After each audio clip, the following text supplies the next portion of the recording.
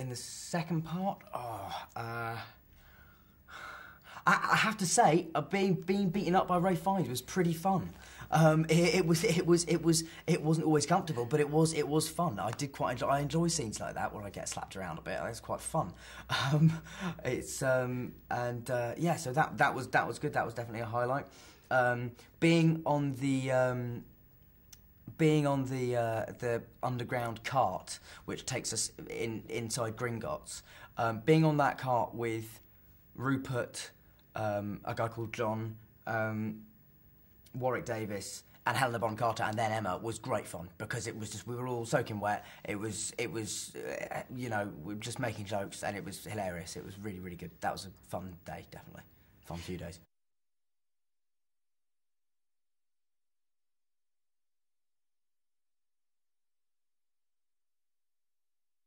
Weirdly enough, the most emotional shot of the film was probably the last one, which was not an emotional scene, but it was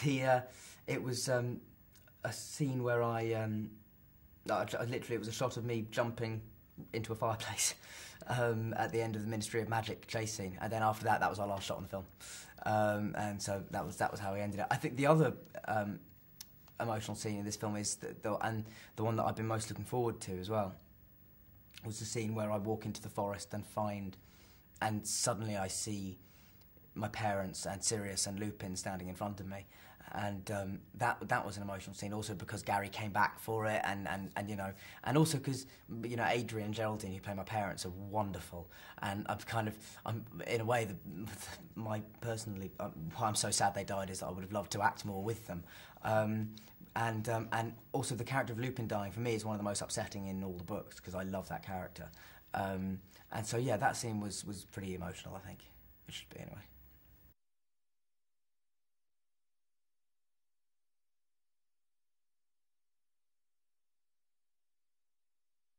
Fight for your life, I suppose, would be one of the main themes. It's a battle to save Hogwarts. It's a battle to survive.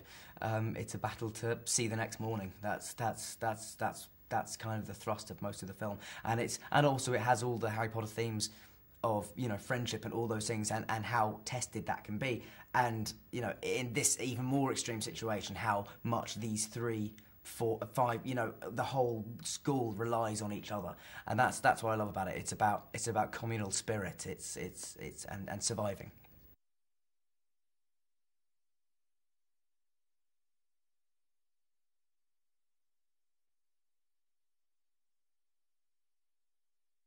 I like to think it has in some ways. Certainly for fantasy films, I think we've you know, us and Lord of the Rings, I think, you know, we obviously came out around the same time, and they were just, at that stage, sort of designed for a much older audience, you might say. But yeah, I mean, I certainly think we've set a very high standard, because we've had fantastic directors, and we've also shown that we're not afraid of taking it in a direction that wouldn't necessarily be expected. You know, I don't think many people expected either Alfonso Cuarón or David Yates to be names in the hat for any Harry Potter films. But, you know, thanks to our producers, who have had the courage to say, you know, this guy could make an amazing Harry Potter movie, it's set us apart slightly from other fantasy films. I think we're really, really interesting. We have fantastic actors, and also, I mean, what sets Harry Potter apart from other entertainment is just the fan base. Ultimately, is so vast and so supportive that yeah, I mean, it's hard for other things to compare for it. But you know,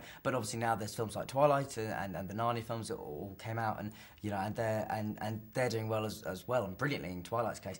But I think Harry Potter manages to combine an innocence and an Englishness with an edge you rarely see in sort of supposedly children's films.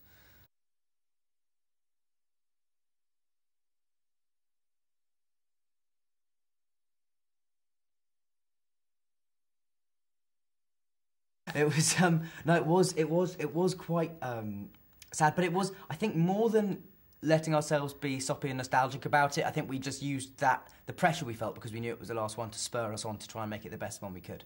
I think we channeled that energy into a more positive, sort of constructive frame of mind.